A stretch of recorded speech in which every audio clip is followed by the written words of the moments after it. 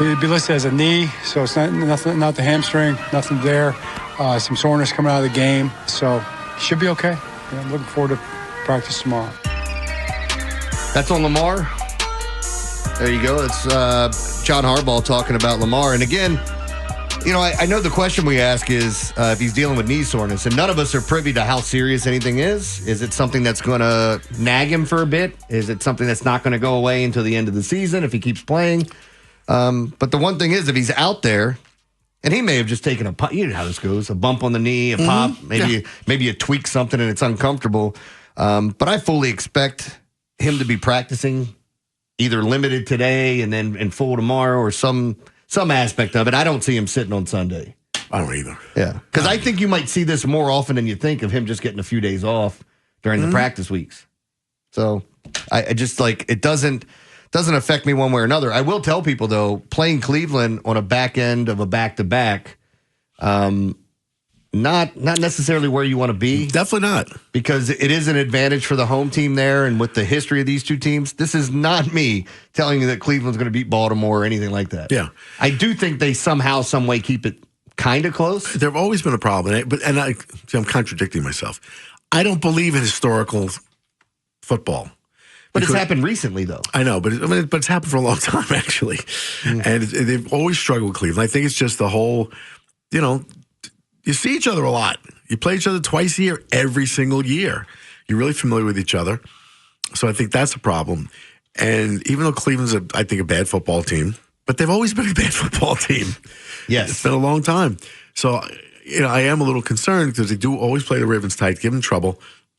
And you've mentioned more than, I don't know how many times, what advantage it is on a short week to be the home team. Mm-hmm. Even though it's not a long flight or anything, but you have to go. Yeah. They're there. They've slept in their own beds. They're home.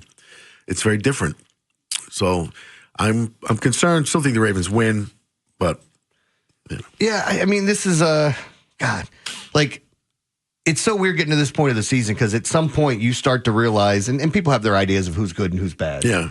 But at some point, some of these teams, pack it in. And it's more about individuals trying to show out, and can you get young players to play for you? So what are you really playing for? That's why when we talked about Brian Flores, when he was at Miami, they wanted him to lose so they get a better draft pick. It's like, if you win, we might lose four spots in the draft. Yes. And if we wanted to trade back up, we'd probably have to give up a first-round pick to move up 4 spots or multiple picks or something. So you understand it from the team standpoint, but you really can't tell somebody to intentionally lose a game. Mm-hmm. But this is, I don't know how they fix any of that. I mean, having a lottery kind of helps, but teams are still going to try to lose to get more balls in the lottery. Yeah. But I think getting back to this, I hate the lottery, by the way. Do you? I hate that even more. It's better than what they have. I don't know about that. But I don't like it at all. They can rig it. I just don't like it because if you're the worst team, you should get the first pick. It's like, it shouldn't be you're the fifth worst team. No.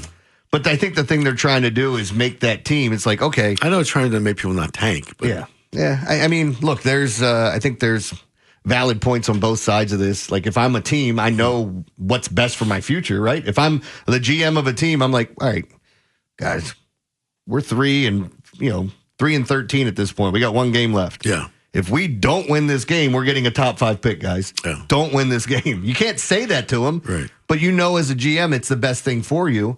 But players still go out and play. But what happens is, and this is what happens in basketball, when teams are tanking, they don't tell the guys to intentionally lose. They just put out weaker players. They put out lesser. That's just what I was going to recommend. And just put up basketball. They're disgusting. Oh, don't even get me started. They're disgusting. And we should talk about this a bit. Scumbags. This whole load management nonsense where we're talking about people looking for a draft pick.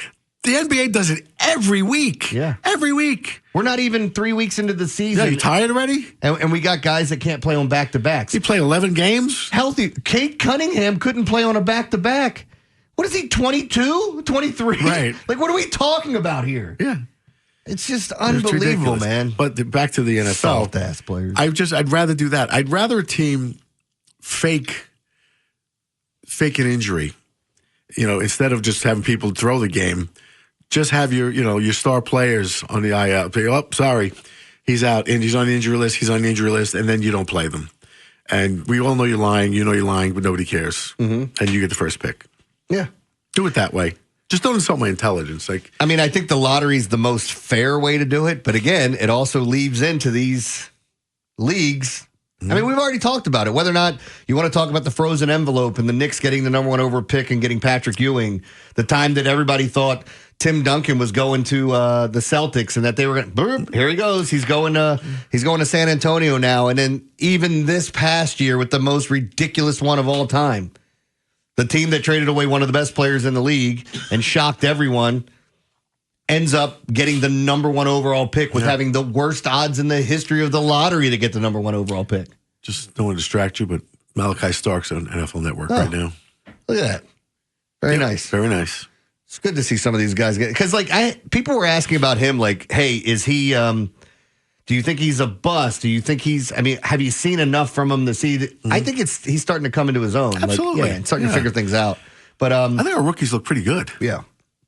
But getting back to it, the whole point with Lamar, if I'm going to circle back, and I just took us down some path. I don't even know what the hell we were talking about, the NBA. But with him, again, like, I just fully expect some of the vets, some of the guys that have some barking injuries, that they're going to get days off. And we won't know the severity of some of them. Mm-hmm. But and I know it sounds so stupid to keep saying it. The paramount thing is just to stay as healthy as you can. And if that is in giving guys off practice, because this is my thing. You want to talk about like this being like load management in the NBA with guys getting off. Nobody's paying to see him practice.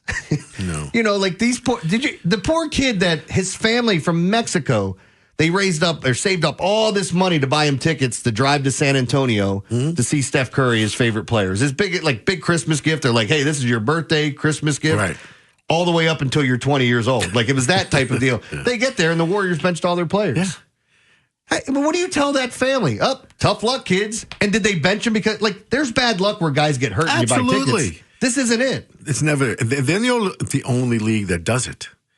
It really bothers me a lot because for exactly that reason, where particularly in the NBA,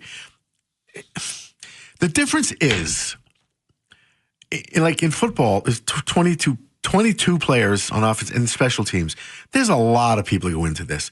The NHL, you have 25 on the roster. Everybody plays pretty much because there's 4 lines on offense and several defensive lines. Like, so you can't just sit people. It's unusual. Mm-hmm. They sit if they really can't play. In the NBA, it's a star-driven league. You have 5 guys on the court pretty much. You have bench players, but except for the Knicks. Anyway, used to. But yeah, Tom Thibodeau. We got how many minutes in a game? Cool. You guys are going to play all of them. Everyone. But it's a star-driven league, so you have 2 or 3 stars on some of these good teams. You sit them. Why are people coming? Why would you come? I mean, honestly. Don't do this to me because I can't defend this damn league that I love. People know I like the Tampa Bay Lightning. If Victor Hedman was kept out of a game. Is that VICTA? Victor? Yes. Yeah, Victor Hedman. Sorry, go ahead. If he was kept out, I like him. I wouldn't be crushed because there's a lot of other people on the ice. Yeah. I mean, I would like to see him play, but okay, I get it, But it's not the same, man. Yeah.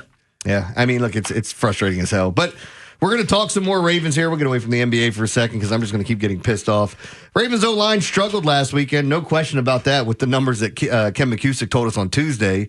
Yet another instance of uneven play. What will it take for Harbaugh to make a change with the offensive line? I want to hear from you. Are you upset at some of the things you're seeing? This isn't just a bash to Daniel Falele segment, but I'm sure we'll get some of that. He wasn't even a worst graded offensive lineman. There were 2 guys that got Fs, and Falele didn't in this past week's game, according to Ken McCusick. So we talk about that next right here on The Fan.